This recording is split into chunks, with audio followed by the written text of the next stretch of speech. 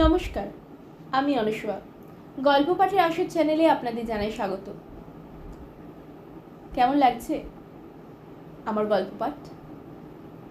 Comments করে জানান। আর কী ধরনের গল্প আপনারা শুনতে চাইছেন সেটাও কমেন্টস করে জানাবেন। পরবর্তীতে কী ধরনের গল্প আনলে ভালো লাগবে আপনাদের। লাইক, কমেন্ট, শেয়ার করে দেবেন এবং যারা নতুন তারা অবশ্যই সাবস্ক্রাইব করে দেবেন। পাশে থাকুন, আরও উৎসাহ দিন। আর যারা উৎসাহ এতদিন ধরে দিচ্ছেন তাদের অনেক অনেক ধন্যবাদ। চলুন তাহলে আজকে তৃতীয় পর্বটা শুরু করা যাক। পরদিন সকাল, ফেলুদা নিজেই আমাকে তার ঘরে ডেকে পাঠিয়েছে। কাল রাত্রে লালমোহনবাবু আমাদের নামিয়ে দিয়ে যাওয়ার পর আধ ঘন্টার মধ্যে স্নান খাওয়া সেরে ফেলুদা তার ঘরে ঢুকে দরজা বন্ধ করে দিয়েছিল। সত্যি বলতে কি, রাত্রে আমার ভালো করে ঘুমই হয়নি। বেশ বুঝতে পারছি যে আমরা একটা আশ্চর্য রকম পেঁচালো রহস্যের জালে জড়িয়ে পড়েছি। গোলক দাদার কাছে লখনৌয়ের ভুলভুলাইয়া হার মেনে যায়। কোন দিকে কোন রাস্তায় যেতে হবে জানি না, সব ভরসা ফেলুদার উপর। অথচ ফেলুদা নিজেই কি ভুলভুলাইয়া থেকে বেরোনোর পথ জানে? ফেলুদা তার ঘরে খাটের উপর বসে, তার সামনে টমাস গডউইনের বাক্স, তার ভিতরে জিনিস খাটের উপর ছড়ানো। দুটো তামাক খাবার সাদা পাইপ, তেমন পাইপ আমি কখনো চোখেই দেখিনি। একটা রূপোর নস্যির কৌটো, একটা সোনার চশমা, আর চারটে লাল চামড়ায় বাঁধানো খাতা, আর প্রত্যেকটার মলাটে সোনার জল দিয়ে লেখা ডায়েরি। খাতাটা যে সিল্কের কাপড়ে বাঁধা ছিল সেটা বিছানার ওপরেই পড়ে আছে, আর তার পাশে পড়ে আছে নীল ফিতেটা। ফেলুদা একটা খাতা আমার দিকে এগিয়ে দিয়ে বললেন, খুব সাবধানে প্রথম পাতাটা উল্টে দেখ। এ কি? এই যে শার্লট গডউইনের খাতা, 1858 থেকে 62 পর্যন্ত, যেন মুক্তোর মতো হাতের লেখা, তেমনি স্বচ্ছন্দ ভাষা। কাল সারা রাত ধরে পড়ে শেষ করেছি। কি অমূল্য জিনিস যে রিপন লেনের অন্ধকূপের মধ্যে এতদিন পড়েছিল তা ভাবা যায় না। আমি অবাক হয়ে প্রথম পাতাটার দিকে চেয়ে আছি, আর উল্টাতে সাহস পাচ্ছি না, কারণ বুঝতে পারছি পাতাগুলো ঝুরঝুরে হয়ে আছে। ফেলুদা বলল, এরা কি সে খাতা খুলেছিল? কি করে জানলে? পাতার পাতা অসাবধানে উল্টোলেই পাতার উপরের ডান দিকের কোণ আঙুলের চেপে ভেঙে যায়। এই দেখ। ফেলুদা একটা পাতা অসাবধানে উল্টে দেখিয়ে দিল। আর শুধু তাই না, বলে চলল ফেলুদা, এই ফিতেটা দেখ, কয়েক জায়গায় ক্ষয়ে গেছে, 100 বছরের ওপর গিরো বাঁধা অবস্থায় থাকার জন্য। কিন্তু ওই ক্ষয়ে যাওয়া জায়গা ছাড়াও দেখ, এই দুটো জায়গায় ফিতে কেমন পাকিয়ে গেছে। এটা হচ্ছে টাটকা নতুন গেরোর জন্য। যে খুলেছে সে তত হিসেব করে ঠিক একই জায়গায় গেরো বাঁধেনি, সেটা করলে ধরা মুশকিল হতো। তোমার আঙুলে কালো দাগ কেন? এটা আমি ঘরে ঢুকেই লক্ষ্য করেছি। এটা আরেকটা ক্লু, বলল ফেলুদা। এটা বোঝানোর সময় পরে আসবে। দাগটা লেগেছে ওই নস্যির কৌটোটা থেকে। কি জানলে ওই ডায়েরি পড়ে? আগ্রহে আমার প্রায় দম বন্ধ হয়ে আসছিল। টম গডউইনের শেষ বয়সের কথা, বলল ফেলুদা। একটা পয়সা হাতে নেই, খিটখিটে মেজাজ। এক ছেলে মরে গেছে, অন্য ছেলে ডেভিডের উপর কোনো বিশ্বাস নেই, কোনো টান নেই, কাউকে ট্রাস্ট করে না, এমনকি নিজের মেয়ে শার্লটকেও না। কিন্তু শার্লট তবু তার পরিচর্যা করে, তাকে প্রাণ দিয়ে ভালোবাসে, ভগবানের কাছে তার মঙ্গল প্রার্থনা করে। জুয়ায় সর্বস্ব গেছে টমাস গডউইনের। শার্লট নিজে সেলাইয়ের কাজ করে আর কার্পেট বুনে কলকাতার মেম সাহেবদের কাছে বিক্রি করে সংসার চালাচ্ছে। গডউইন লখনৌয়ের নবাবের কাছে দামি জিনিস যা পেয়েছিল সব বিক্রি করে দিয়েছে, কেবল 3টে জিনিস ছাড়া।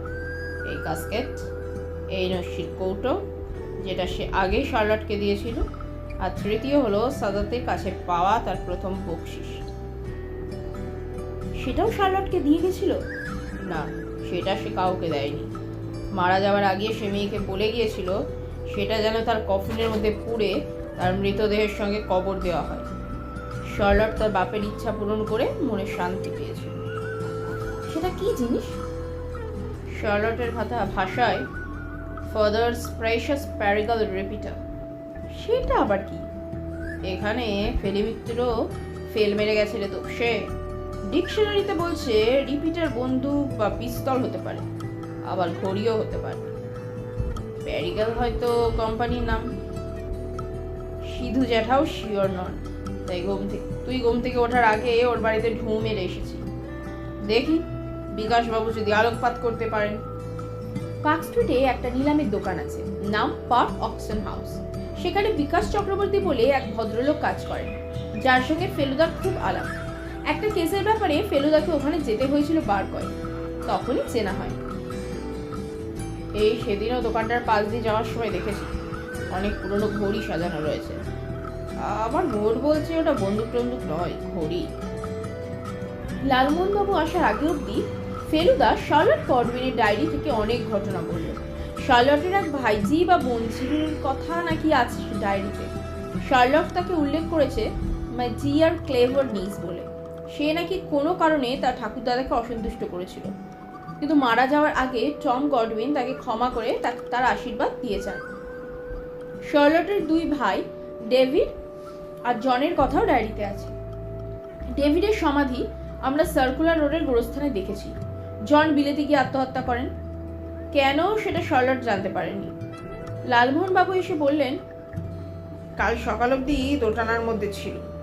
পুলকের জন্য ভক্তিমূলক গল্প লিখি না আপনার সঙ্গে ফিরে পড়ি। কালকে কাণ্ড কারখানার পড়ার দ্বিধা নেই। থ্রিল ইজ বেটার দ্যান ভক্তি। সে বাক্সে কিছু পেলেন? একটা 100 বছরের পুরনো ডায়েরি থেকে জানতে পারলাম যে টমাস গডউইনের কবর খুললে হয়তো একটা প্যারিগাল রিপিটার পাওয়া যেতে পারে। কি রিপিটার? চলুন বেরিয়ে পড়া যাক। পেট্রোল কত আছে? 10 লিটার ভরলুম তো আজ সকালে। গুড, ঘোরাঘুরি আছে। পার্ক অকশন হাউসে ঢুকেই ফেলুদার ভুরুটা কুঁচকে গেল। আসুন মিস্টার মিত্তির, কি সৌভাগ্য আমার। কোনো নতুন কেস টেস নাকি? বিকাশবাবু এগিয়ে এসেছেন। বেশ চকচকে নাদুস নুদুস চেহারা, গাল ভর্তি পান। কেন জানি দেখলেই মনে হয় নর্থ ক্যালকাটার লোক। আপনার যে সৌভাগ্য সেটা দেখতেই পাচ্ছি, বলল ফেলুদা। এই সেদিন দেখলাম গোটা আষ্টেক ছোট বড় ঘড়ি সাজানো রয়েছে, এর মধ্যেই সব বিক্রি হয়ে গেল। কেন, কি ঘড়ি চাই আপনার? Wall clock, alarm clock? Feluda তখনও এদিক ওদিক দেখছে। বিকাশবাবুকে দেখে কেন জানি মনে হচ্ছিল যে উনি ওই খটোমটো না বলা ঘড়ির বিষয়ে কিছু জানবেন না। ফেলুদার প্রশ্ন শুনে বলেন, রিপিটার বোধ হয় একরকম অ্যালার্ম ঘড়ি, তবে প্যারিগাল ঠিক বুঝলাম না। তা ঘড়ির বিষয়ে জানার জন্য তো খুব ভালো লোক রয়েছে। তার বাড়িতে শুনেছি 250 রকম ঘড়ি আছে। ঘড়ি পাগলা লোক আর কি। কার কথা বলছেন? মিস্টার চৌধুরী, মহাদেব চৌধুরী। বাঙালি?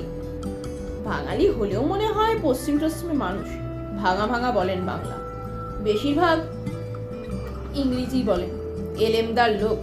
আগে বম্বে ছিলেন, এখন কলকাতায় এসেছেন। আর এসে যা পাচ্ছেন একটু ভালো হলেই কিনে নিচ্ছেন। অবশ্যই পুরনো হওয়া চাই।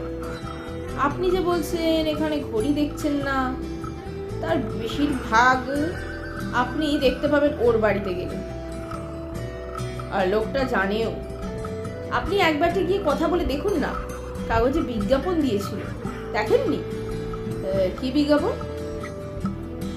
কারুর কাছে কোনো পুরনো ঘড়ি বিক্রি থাকলে ওর সঙ্গে যোগাযোগ করতে। লোকটিকে একটি পুরোদস্ত ধনকুবের বলে মনে হচ্ছে। বাবা, ক্লথ মিল, সিনেমা হাউস, চা, জুট, রেসের ঘোড়া, ইম্পোর্ট এক্সপোর্ট, কি চাই আপনার? ঠিকানা জানেন? জানি বই কি, কলকাতার আলিপুর পার্ক। আর তাছাড়া পেনেটিতে গঙ্গার ধারে একটা বাড়ি কিনেছে, ওখানেই কাছাকাছির মধ্যে কাপড়ের মিল। এখানে বোধ করি কলকাতায় আছে। তবে আপনারা সকালে না গিয়ে বিকেলে যাবেন, এখন অফিসে থাকবে। দাঁড়ান, ঠিকানাটা লিখে দিচ্ছি। মহাদেব চৌধুরীর ঠিকানা নিয়ে আমরা পার্ক অকশন হাউস থেকে বেরিয়ে পড়লাম। আপনারা এক কাজ করুন, ফেলুদা গাড়িতে উঠে বলল, আমাকে ন্যাশনাল লাইব্রেরির এসপ্ল্যানেড রিডিং রুমে নামিয়ে দিয়ে একবারটা পার্ক স্ট্রিট গোরস্থানে গিয়ে দেখে আসুন তো, রিপোর্ট করার মতো কিছু আছে কিনা। রিপোর্ট? লালমোহন গলা আর স্টেজ নেই। হ্যাঁ, রিপোর্ট। আর কিছু দেখবার দরকার নেই, শুধু গডউইনের সমাধিটা একবার দেখে আসবেন। এ দুদিন জল হয়নি, জায়গাটা শুকনোই পাবেন। ওখানে কাজ ছেড়ে চলে আসবেন আমার কাছে, তারপর বাইরে কোথাও খেয়ে নেওয়া যাবে। এখন আর বাড়ি ফেরার কোনো মানে হয় না, অনেক কাজ, একবার রিপন লেনেও যেতে হয়। ফেলুদা গডউইন সাহেবের বাক্সটা ভালো করে ব্রাউন কাগজে প্যাক করে সঙ্গেই এনেছে, আর সবসময় বগল দাবা করে রেখেছে। অবশ্যই দিনের বেলার ভয়ে কি আছে বলুন, বললেন লালমোহন বাবু। সন্ধ্যের দিকটাতে একটু ইয়ে লাগে। মন যদি কুসংস্কারের ডিপো না হয় তাহলে ভূতের ভয় কোনো সময় নেই। এসপ্ল্যানেডের পথে একটা ট্রাফিক জ্যামে পড়ে অপেক্ষা করার ফাঁকে লালমোহন বাবু বললেন, আপনি যে ঘড়ির খোঁজ করছেন সেটি কি ট্যাগ ঘড়ি? সে তো জানি না এখনো। ট্যাগ ঘড়ি যদি না হয় তো আমার কাছে একটা আছে। কার ঘড়ি? যার ঘড়ি তার তিনটে জিনিস রয়েছে আমার কাছে, ঘড়ি, ছড়ি আর পাখি। গ্র্যান্ডফাদারের জিনিস, লেট প্যারীচরণ গঙ্গোপাধ্যায়। আচ্ছা, প্যারি নামটা কোত্থেকে এলো মশাই? এখানেই ছিল, বলল ফেলুদা। আপনি বাংলা রাইটার হয়ে প্যারি মানে জানেন না? প্যারি হলো রাধার আরেক নাম, যেমন রাধিকাচরণ তেমনই প্যারীচরণ। Thank you sir. যা যা বলছি, ঘড়িটা ভাবছি আপনাকে দিয়ে দেবো। ফেলুদা বেশ অবাক। হঠাৎ?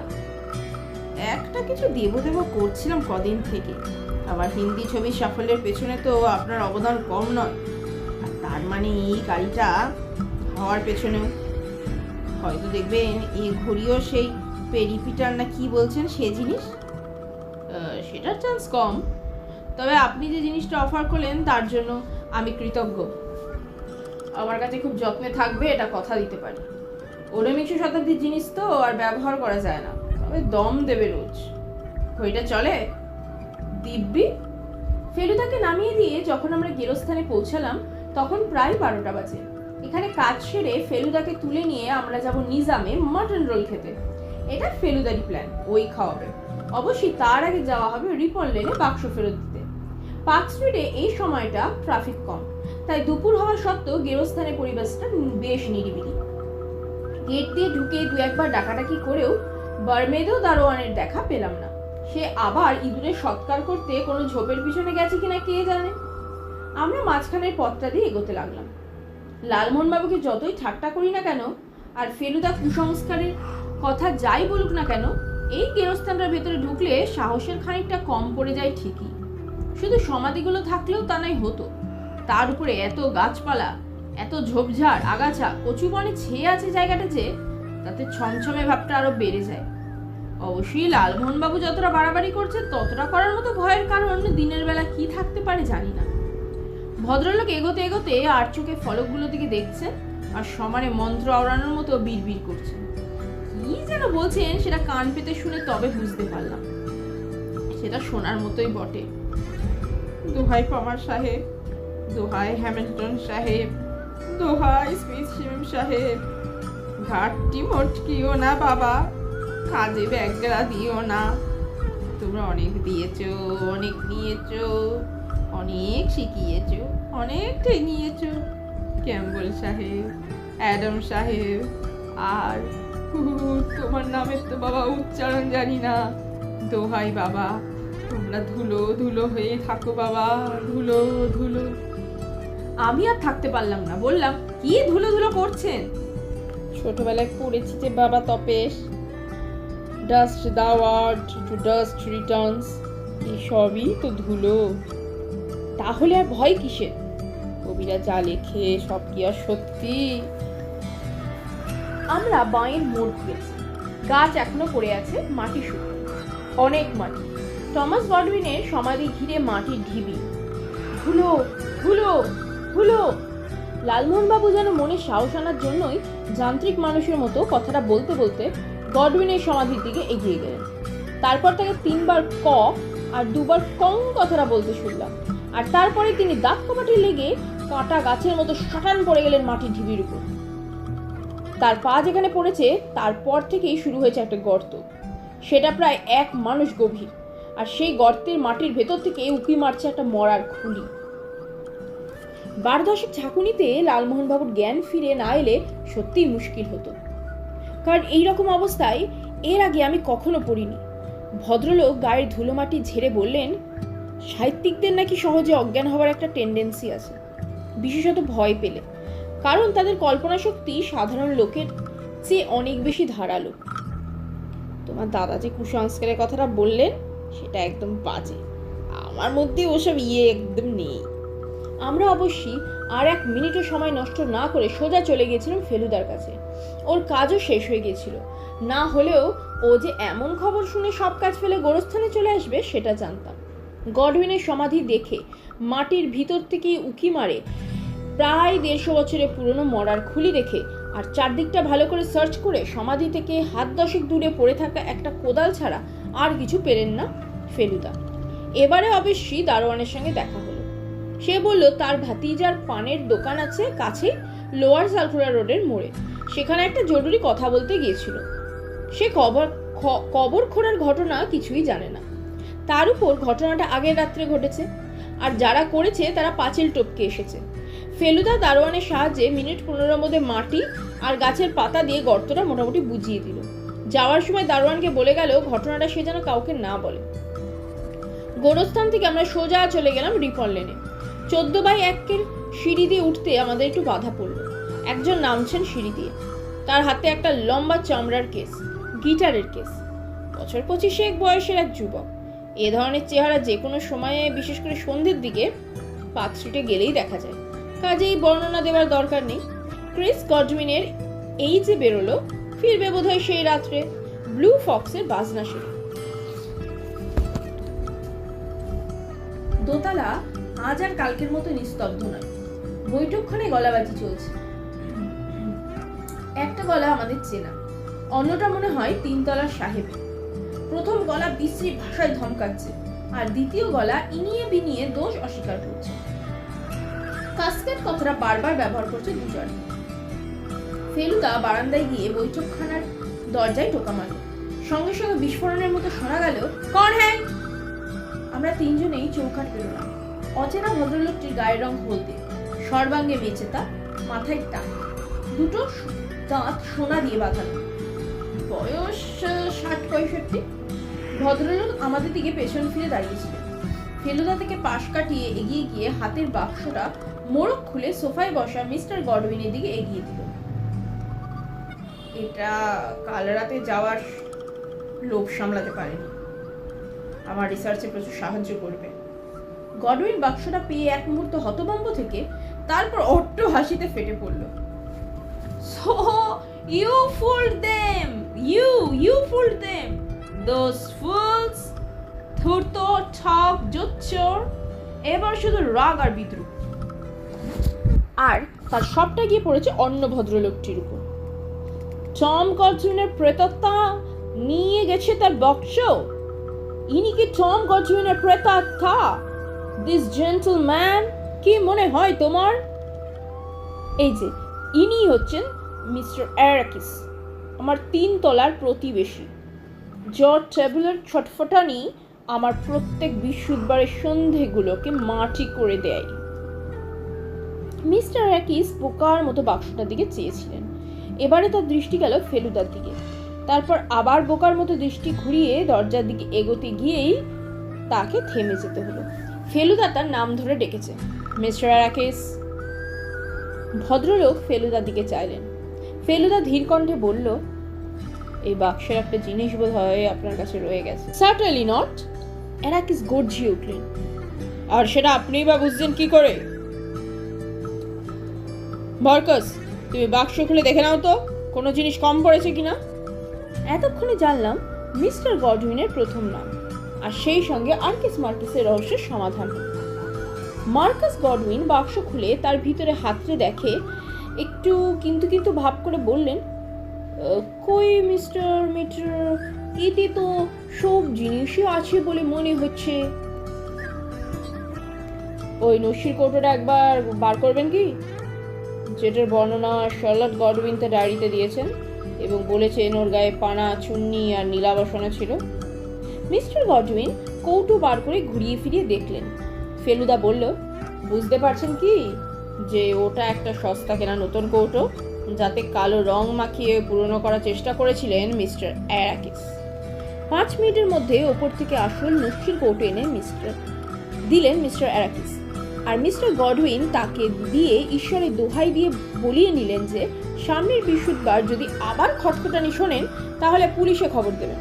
কালো মুখ করে চোর অ্যারাকিস চোরের মতো ঘর থেকে বেরিয়ে গেল। থ্যাংক ইউ মিস্টার মিটার, হাঁপ ছেড়ে বললেন মার্ক গডউইন। শার্লট গডউইনের ডায়েরি যে কত মূল্যবান জিনিস সেটা আপনি জানেন? প্রশ্ন ফেলুদা। না, শার্লট গডউইনের ডায়েরি ওই বক্সে রয়েছে তা আমি জানতাম না, বললেন মার্কস গডউইন। তবে একটা কথা আমি আপনাকে বলছি মিস্টার মিটার, আমার পূর্বপুরুষদের নিয়ে আমার বিন্দু মাত্র কৌতূহল নেই। সত্যি বলতে কি, আমার কোনো বিষয়ে কোনো কৌতূহল নেই। এখন শুধু মরার দিনটার জন্য অপেক্ষা। ওই বিরল ছানা আর আমার আপন বলতে কেউ নেই। সন্ধ্যেবেলা একজন বাড়িতে গিয়ে পোকার খেলতাম, এখন গাউটের জন্য তাও পড়ি না। তাহলে প্রশ্নগুলো করে বোধহয় লাভ নেই। কি প্রশ্ন? আপনার ঠাকুরদাদার বাবার নাম ছিল ডেভিড, যার সমাধি রয়েছে সার্কুলার রোড গোরস্থানে। ইয়েস। ডেভিডের আর কোনো ভাই বা বোন ছিল কি? মনে নেই। আমার এক পূর্বপুরুষ আত্মহত্যা করেছিলেন, সে ডেভিডের ভয় কিনা মনে নেই। ডেভিডের ছেলে অর্থাৎ আপনার ঠাকুরদাদার নাম ছিল Andrew. Yes, he was in the army. Charlotte Godwin তার এক ভাইজি বা বোনঝির কথা বলেছেন। হিসেব করে দেখা যাচ্ছে তিনি আপনার ঠাকুরদার আপন বোন, কিংবা আমার ঠাকুরদাদার কোনো ভাই বোন ছিল না। তাহলে কাজিন? তাদের সম্বন্ধে আমি কিছু বলতে পারবো না মিস্টার মিটার। আমার স্মরণশক্তি অনেকদিন থেকে ক্ষীণ হয়ে এসেছে। তাছাড়া আমার পরিবার তোমাদের মতো কাছাকাছি থাকে না, তারা সব ছিটকে ছড়িয়ে পড়ে। এ তো আর তোমাদের বাঙালিদের একান্নবর্তী পরিবার নয়। সোসাইটি সিনেমার সামনে নিজামেতে বসে মটন রোল খেতে খেতে ফেলুদা লালমোহন বাবুকে একটা প্রশ্ন করল।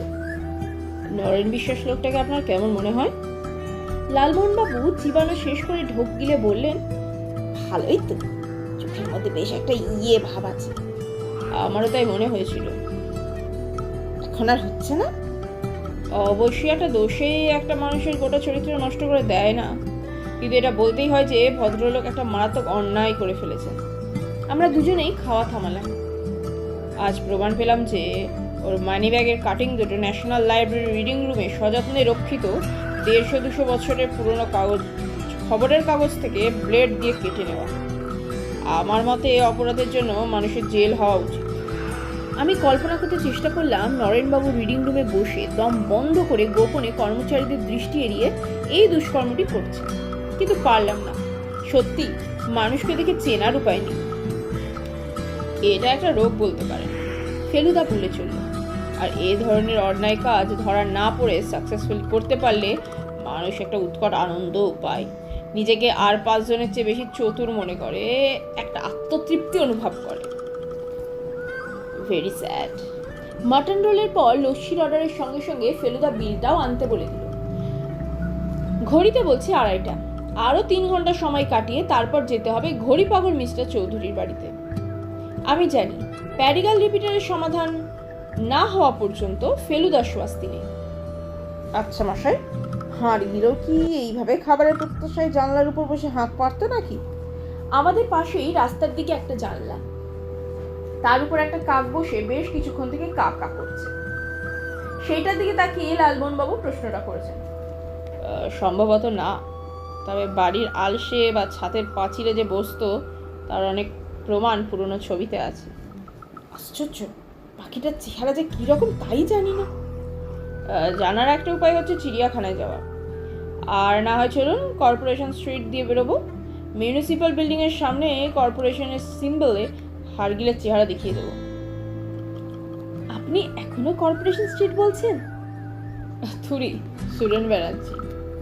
ফেলুদা থেমে গেল, চোখের চাহনি চেঞ্জ। পকেট থেকে খাতা বার করে কি যেন দেখলো, তারপরই ছটফটে ভাব, কারণ বিল দিতে দেরি করছে।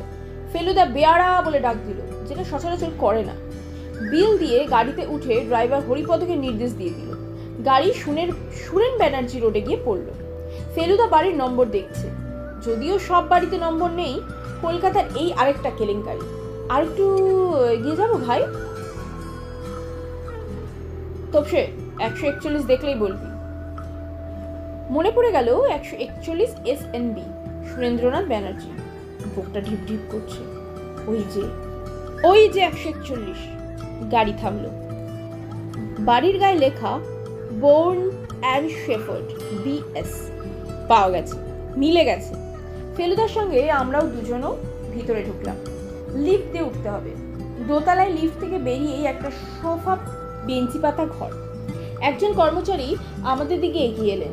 ফেলুদার ইতস্তত ভাব, কারণ যে প্রশ্নটা করতে হলো সেটাই একটা বেকুবি গন্ধ থাকতে বাধ্য। ভিক্টোরিয়ার কোনো ছবি আছে আপনাদের এখানে? Victoria Memorial? না, queen Victoria.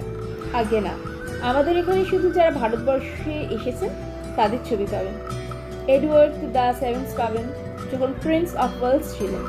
George the fifth, দিল্লির দরবার। এসব এখনো পাওয়া যায়? প্রিন্ট তৈরি থাকে না, নেগেটিভ আছে। অর্ডার দিলে করে দিই। 1854 থেকে সব নেগেটিভ রাখা আছে। বলেন কি, 1854? বোর্ন অ্যান্ড শেফার্ড হলো পৃথিবীর দ্বিতীয় প্রাচীনতম ফটোর দোকান। তার মানে তো হাজার হাজার নেগেটিভ থাকবে আপনাদের এখানে। আসুন না, দেখিয়ে দিচ্ছি। ওই যে দেখুন, দেওয়ালে ঝুলছে। 1880-তে মনুমেন্টের উপর থেকে তোলা। এতক্ষণ দেখিনি, এবার বলতে চোখ গেল। 1 হাত বাই 5 হাত সাইজের ছবি। মনুমেন্টের উপর থেকে প্রায় 100 বছর আগের কলকাতা শহর। ডালহৌসি এসপ্ল্যানেড থেকে শুরু করে উত্তরে যতদূর দেখা যায়। গির্জাগুলির মাথা অন্য সব বাড়িকে ছাপিয়ে উঠেছে। ত্রিসীমানায় একটা হাই রাইজ নেই, দেখলেই বোঝা যায় শান্ত শহর। নেগেটিভের ঘর দেখে চোখ টেরিয়ে গেল। ঘরের 4 দেওয়ালের মেঝে থেকে সিলিং অবধি সেলফ উঠে গেছে, আর প্রত্যেকটি সেলফ ব্রাউন রঙের চ্যাপ্টা চ্যাপ্টা বাক্সে ঠাসা। প্রত্যেক বাক্সের গায়ে লেখা রয়েছে তাতে কোন সালের কি ধরনের ছবি রয়েছে। ফেলুদা সেলফগুলোর সামনে ঘুরে ঘুরে লেখাগুলোর দিকে কিছুক্ষণ খুব মন দিয়ে দেখে হাতের রিস্ট ওয়াচটার দিকে একবার চেয়ে আমাদের দিকে ফিরে বলল, তোরা ঘন্টাখানেক ঘুরে আয়, আমার একটু কাজ আছে এখানে। লিফটে উঠে লালমোহনবাবু বললেন, তোমার দাদার হুকুম শিরোধার্য। এই একটা লোককে না বলা যায় না, কি পার্সোনালিটি। চলো একটিবার ফ্র্যাঙ্ক ক্রস। গাড়িটা সুরেন ব্যানার্জি রোডেই রেখে আমরা চৌরঙ্গি দিয়ে গ্র্যান্ড হোটেলের দিকে হাঁটতে লাগলাম। লালমোহনবাবু কি ওষুধ কিনবেন জানি না, জানার দরকারও নেই। উদ্দেশ্য কেবল সময় কাটানো। ভিড়ের মধ্যে কলিশন বাঁচিয়ে কিছুদূর এগোনোর পর ভদ্রলোক বললেন, কিছু বুঝতে পারছো ভাই তপেশ, তোমার দাদার মতিগতি? বলতে বাধ্য হলাম যে কিছুই বুঝিনি, তবে এটুকু আন্দাজ করতে পারছি যে ফেলুদা ছাড়াও আরেকজন কেউ শার্লট গডউইনের ডায়েরি পড়েছে, আর সেই পড়ার সঙ্গে টমাস গডউইনের কবর খোঁড়ার একটা সম্পর্ক রয়েছে। 200 বছর মাটির নিচে থাকার পরও যে দেহ কঙ্কাল অবস্থায় থাকে সেটা তুমি জানতে? জটায়ু জিজ্ঞেস করলেন। এ ব্যাপারে যোগচয়নকের মৃতদেহ নিয়ে একটা ঘটনা ফেলুদা আমাকে বলেছিল, সেটা লালমোহনবাবুকে বললাম। চর্ণক মারা যাবার 200 বছর পরে সেন্ট জনস গির্জার একজন পাদ্রির মনে হঠাৎ সন্দেহ ঢোকে, চার্নকের সমাধিটা সত্যিই সমাধি তো, নাকি এমনি একটা স্তম্ভ খাড়া করা রয়েছে। সন্দেহটা এমনই পেয়ে বসেছে, পাদ্রি শেষে লোক দিয়ে মাটি খোঁড়ালেন। 4 ফুট নিচে পর্যন্ত কিছু পাওয়া গেল না, কিন্তু 8-2 ফুট ঘুরতেই একটা কঙ্কালের মতো হাত বেরিয়ে পড়ল। পাদ্রি মানে গর্ত বুঝিয়ে দিলেন। ফ্র্যাঙ্ক রসে গিয়ে লালমোহনবাবু যখন কাউন্টারের সামনে দাঁড়িয়ে বলছেন, 1 4 for the gowns family size, ঠিক তখনই লক্ষ্য করলাম দোকানে একজন চেনা লোক ঢুকছেন। তিনি অবশ্যই আমাদের দেখা মাত্র চেনেননি। বার 2-3 আমাদের দিকে তাকিয়ে তারপরে মুখে হাসিটা এলো। নরেনবাবুর ভাই গিরিনবাবু, হাতে একটা বড় বাক্স, তাতে লেখা হংকং ড্রাই ক্লিনার্স। বললেন, দাদার জন্য ওষুধ নিতে এসেছি। কেমন আছে নরেনবাবু? জিজ্ঞেস করলেন জটায়ু। দাদা বেটার। ভালো কথা। আপনাদের সঙ্গে সেদিন যিনি ছিলেন তিনি নাকি গোয়েন্দা প্রদেশ মিত্তির। দাদা খবরটা দিলেন। ভদ্রলোকের নাম শুনেছি আগে, ভাবছিলাম। গিরিনবাবু ভুরু কুচকে একটু যেন অন্যমনস্ক হলেন, তারপর বললেন, ও ওকে বাড়িতে পাওয়া যায় কখন? সেটা ঠিক বলা মুশকিল, আমি বললাম। তবে ডিরেক্টরিতে নম্বর পাবেন, আপনি আসতে চাইলে আগে ফোন করে নিতে পারেন। ওর সঙ্গে একটু ঠিক আছে, আমি টেলিফোন করে নেব। বলবেন প্রদোষবাবুকে, দরকার পড়লে যাব। আমরাও হে হে করতে করতে ভদ্রলোকের কাছে বিদায় নিয়ে বেরিয়ে এলাম। নিউ মার্কেটে একটা চক্কর মেরে মতিশীল স্ট্রিট দিয়ে সুরেন ব্যানার্জিতে পড়লাম। বোর্ন অ্যান্ড শেপার্ডের সামনে এসে দেখি ফেলুদা গাড়ির পাশে দাঁড়িয়ে আছে। ওর কাজ নাকি যা আন্দাজ করা গিয়েছিল তার একটু আগে শেষ হয়ে গেছে। গিরিনবাবুর সঙ্গে দেখা হবার খবরটা ফেলুদাকে দিলাম। বটে, বলল ফেলুদা। কি বললেন ভদ্রলোক? আমি জানি ফেলুদাকে ভাষা ভাষা ভাবে কিছু বললে চলবে না, তাই যা কথা হলো সব ডিটেলে বললাম। এমনকি ভদ্রলোকের হাতে লন্ড্রির বাক্সটার কথাও বললাম। ফেলুদা চুপ করে শুনে গেল। কাজ কেমন হলো? লালমোহনবাবুকে জিজ্ঞাসা করলেন। ফার্স্ট ক্লাস, বলল ফেলুদা। একেবারে রত্নখনি।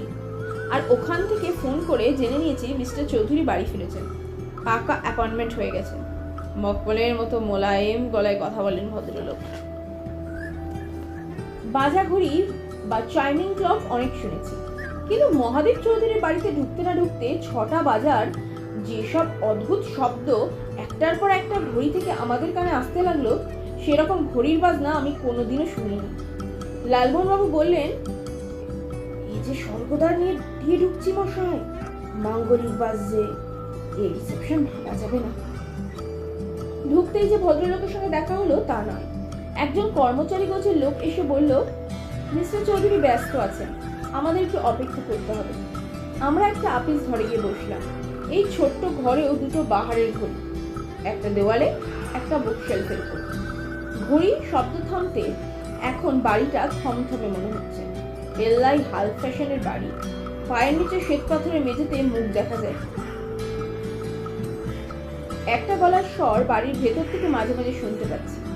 ফেলুদা বলল সেটাই নাকি মহাদেব চৌধুরীর গলা। মকমলে কিনা সেটা এখান থেকে বোঝা মুশকিল, তবে এই গলাটাই যে হঠাৎ সপ্তমে চড়ে আর মকমল লইল না, সেটা বেশ বুঝতে পারলাম। মহাদেব চৌধুরী কাকে যেন বেদম বকা দিচ্ছেন। আমরা তিনজনে প্রায় দম বন্ধ করে অনিচ্ছা সত্ত্বেও আড়ি পাচ্ছি। দ্বিতীয় ব্যক্তি গলা তুলছে না, তাই তার কথা বুঝতে পারছি না। এ কথা ইংরেজিতে। চৌধুরীর গলার ধমকানি শোনা গেল। এসব ব্যাপারে আমি অ্যাডভান্স দিই না। আপনি অত করে বললেন বলে দিলাম, আর এখন বলছেন সে টাকা খরচ হয়ে গেছে। আপনার একটা কথাও আমি বিশ্বাস করি না। আর এই সামান্য কাজটা করতে এত টাকা কেন লাগবে আমি সেটাও বুঝছি না। যাই হোক, আমি টাকা দিচ্ছি, তো 2 দিনের মধ্যে আমি মাল চাই। আমি কোনো অসুবিধার কথা শুনতে চাই না, বুঝেছেন? কিছুক্ষণ সব চুপচাপ। তারপর একটা জুতোর শব্দ পেলাম। মনে হলো সেটা সদর দরজার দিক থেকে এলো। 1 মিনিটের মধ্যেই কর্মচারীটা আবার এলো। আপ লোক আইয়ে।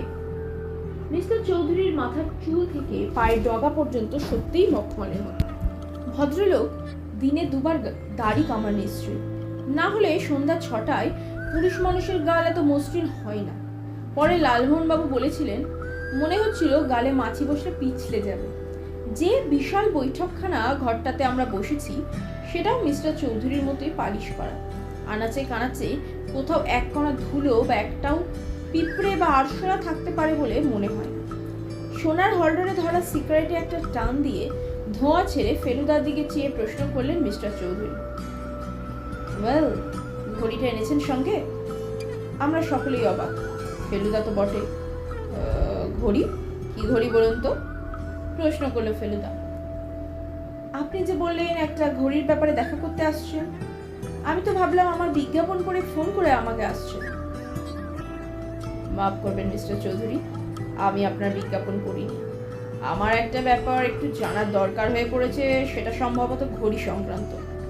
শুনলাম আপনি ঘড়ির বিষয়ে অনেক কিছু জানেন, তাই। মখমলে ভাঁজ পড়ছে।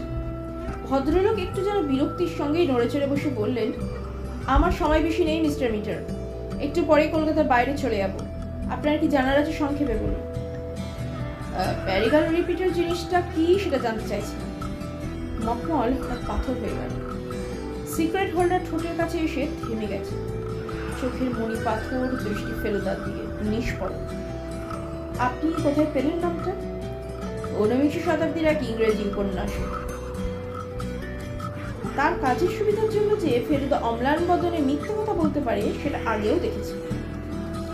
রিপিটার যে ঘড়িও হতে পারে, বন্দুকও হতে পারে, সেটা অভিধানে দেখেছি। কিন্তু প্যারিগল সম্বন্ধে কেউ কিছু বলতে পারল না। মহাদেব চৌধুরী এখনো সেইভাবে চেয়ে আছেন ফেলুদার দিকে। এর পরের প্রশ্নটাতে মকমলের সঙ্গে মেশানো একটা ধারালো ভাব দেখা গেল। আপনি কি সবসময় এই কথার মানে জানতে অচেনা লোকের বাড়ি ধাওয়া করেন? বিশেষ প্রয়োজন হলে করি বই। আমি ভেবেছিলাম ভদ্রলোক জিজ্ঞেস করবেন বিশেষ প্রয়োজনটা কি, কিন্তু তা না করে সেই একইভাবে ফেলুদার দিকে তাকিয়ে যে প্রশ্নটা করলেন তাতে আমার ডান পাশের টেবিলটা উপরে রাখা ঘড়িটা যেভাবে টিকটিক করছে, আমার হৃৎপিণ্ডটাও ঠিক সেইভাবে টিকটিক করতে আরম্ভ করে দিল। আপনি তো গোয়েন্দা, তাই না? ফেলুদার নার্ভের বলিহারি। জবাবটা দিতে বোধহয় 5 সেকেন্ড দেরি হয়েছিল, কিন্তু যখন এলো তখন তার গলাও মখমলে। আপনি খবর রাখেন দেখছি। রাখতেই হয় মিস্টার মিটার, খবর সংগ্রহের জন্য লোক থাকে। আমার প্রশ্নটা বোধহয় ভুলে গেছেন, হয়তো উত্তরটা আপনার জানা নেই। আর যদি জেনেও জবাব না দিতে চান তাহলে আমি উঠি, বৃথা আপনার সময় নষ্ট করতে চায় না। Sit down mister Mitter. Feluda উঠে পড়ছিল, তার এই হুকুম। লালমোহন বাবুকে দেখে মনে হচ্ছে তার নিজের থেকে ওঠার অবস্থা নেই, ধরে উঠিয়ে দিতে হবে। Sit down please. ফেলুদা বসলো। রিপিটার মানে বন্দুকও নয়, বললেন মহাদেব চৌধুরী। তবে তার সঙ্গে প্যারিগল যোগ দিলে সেটা হয় ঘড়ি, pocket watch. Francis Perigal, Englishman. অষ্টাদশ শতাব্দীর শেষ ভাগে প্যারিগলের মতো ঘড়ির কারিগরও পৃথিবীতে কমই ছিল। 200 বছর আগে ইংল্যান্ডেই সবচেয়ে ভালো ঘড়ি তৈরি হতো, সুইজারল্যান্ড নয়। আজকের দিনে একটা প্যারিগল রিপিটারের দাম কত হতে পারে? সে ঘড়ি কেনার সামর্থ্য তো আপনার নেই মিস্টার মিটার। তা জানি, আমার আছে, তাও জানি। তাহলে দাম জেনে কি হবে? কৌতূহল, ব্যর্থ কৌতূহল। মিস্টার চৌধুরী সিগারেটের শেষ টান দিয়ে হোল্ডার থেকে সেটা খুলে পাশে কাচের অ্যাস্ট্রেতে ফেলে দিয়ে সোফা ছেড়ে উঠে দাঁড়ালেন। আপনি যা জানতে চেয়েছিলেন সেটা আপনার জানা হয়ে গেছে, বললেন মিস্টার চৌধুরী। এবার আপনি আসুন। প্যারিগল রিপিটার কলকাতায় যেটা আছে সেটা আমিই পাবো, আপনি পাবেন না পিয়ারেলাল। একজন কর্মচারী এসে দাঁড়ালো। এবার আপনি আসুন। প্যারিগল রিপিটার কলকাতায় যেটা আছে সেটা আমিই পাবো, আপনি পাবেন না পিয়ারেলাল। একজন কর্মচারী এসে দাঁড়ালো, সেই একই লোক যিনি আমাদের আপিস ঘরে বসিয়েছিলেন। আমরা উঠে পড়লাম।